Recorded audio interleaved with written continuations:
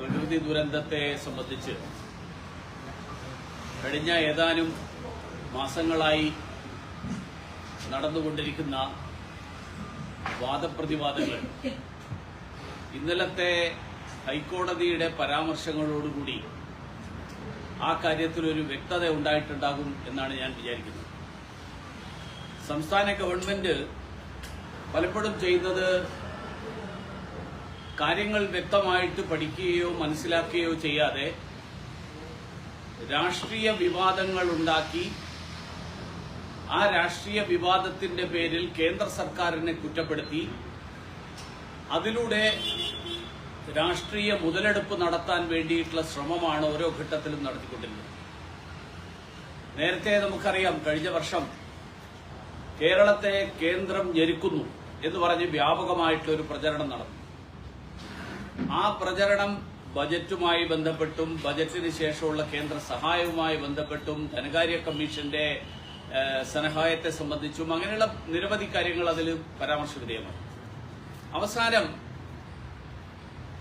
കേന്ദ്ര സർക്കാരിന്റെ കേരളത്തോടുള്ള അവഗണനയ്ക്കെതിരായിട്ട് കേരളത്തോട് വിവേചനം കാണിക്കുന്നു എന്ന് പറഞ്ഞുകൊണ്ട് കേരളത്തിന് അധിക സഹായം നൽകണം എന്നാവശ്യപ്പെട്ടുകൊണ്ട് സുപ്രീംകോടതി പോയി. അവസാനം സുപ്രീംകോടതി ആ വാദങ്ങൾ മുഴുവൻ തള്ളിക്കളഞ്ഞുകൊണ്ട്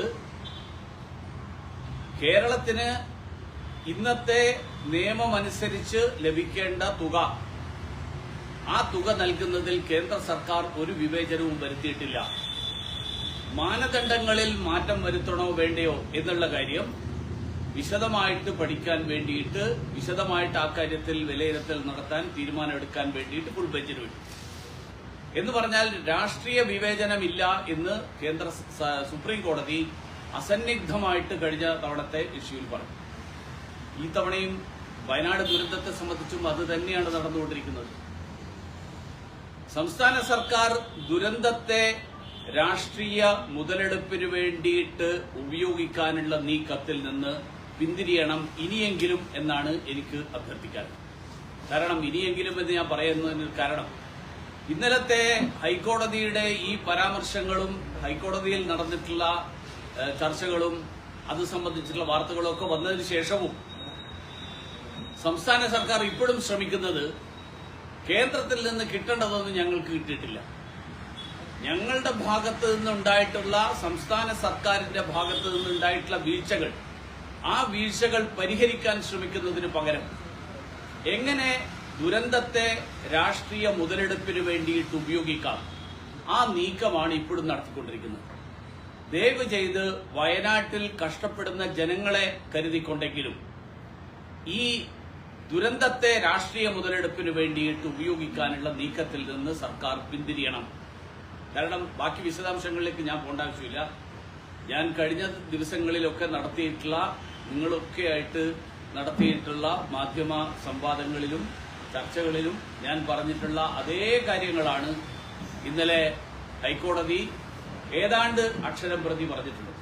ഹൈക്കോടതി പറഞ്ഞിട്ടുള്ളത് നിങ്ങളുടെ കയ്യിൽ കണക്കില്ലാതെ, നിങ്ങളുടെ കയ്യിൽ എത്ര പണമുണ്ട് എന്ന് ചെലവഴിക്കാനുണ്ട് എന്നറിയാതെ നിങ്ങൾ ചെന്ന് കണക്ക് ചോദിക്കുന്നതിൽ കാര്യമില്ല. മാത്രമല്ല, മാനദണ്ഡങ്ങളെക്കുറിച്ച്, അതിന്റെ പ്രക്രിയയെക്കുറിച്ച്, എങ്ങനെയാണ് ദുരന്തങ്ങൾ സംഭവിക്കുമ്പോൾ, പ്രകൃതി ദുരന്തങ്ങൾ സംഭവിക്കുമ്പോൾ അതിൽ സഹായം നൽകാനുള്ള നിലവിലുള്ള നമ്മുടെ രാജ്യത്തെ നിയമം എന്നുള്ളത് ഒന്നുകിൽ മനസ്സിലാക്കാതെ അല്ലെങ്കിൽ മനസ്സിലായതിനു ശേഷം അത് ജനങ്ങളെ തെറ്റിദ്ധരിപ്പിക്കുന്ന വിധത്തിൽ അവതരിപ്പിച്ചുകൊണ്ട് കേന്ദ്ര സർക്കാരിനെ കുറ്റപ്പെടുത്താൻ, എല്ലാ കാര്യത്തിലും കേന്ദ്ര സർക്കാരിനെ കുറ്റപ്പെടുത്താൻ വേണ്ടി നടത്തുന്ന ശ്രമം, ആ ശ്രമം അവസാനിപ്പിക്കണം ഇനിയെങ്കിലും. കാരണം ഇന്ന് ബാക്കി കാര്യങ്ങളൊക്കെ മാധ്യമങ്ങൾ വിശദമായിട്ട് റിപ്പോർട്ട് ചെയ്തിട്ടുണ്ട്. ആ മാധ്യമങ്ങളിൽ ഇന്നലത്തെ പരാമർശത്തിന് ശേഷം സംസ്ഥാന സർക്കാരിന്റെ ചില വിശദീകരണങ്ങളൊക്കെ വന്നിട്ടുണ്ട് എന്നുള്ളത് ഞാൻ കാണാതിരിക്കുന്നില്ല. ആ വിശദീകരണങ്ങൾ കോടതിയിൽ പറയാൻ കഴിയാത്ത ആളുകൾ ജനങ്ങളെ തെറ്റിദ്ധരിപ്പിക്കാൻ വേണ്ടിയിട്ട് മാധ്യമങ്ങളോട് പറയുന്നതിന്റെ അർത്ഥം തന്നെ അവർക്ക് കോടതിയുടെ മുമ്പാകെ ബോധ്യപ്പെടുത്താൻ ഒന്നും സാധിക്കുന്നില്ല, ഒന്നുമില്ല അവരുടെ കൈവശം എന്നുള്ളതാണ്. അതുകൊണ്ട് ഇനിയും എന്ന് ഞാൻ പറയാനുള്ള കാരണം അതാണ്, രാഷ്ട്രീയ മുതലെടുപ്പിന് വേണ്ടിയിട്ട് ദുരന്തത്തെ ഉപയോഗിക്കുന്നത്.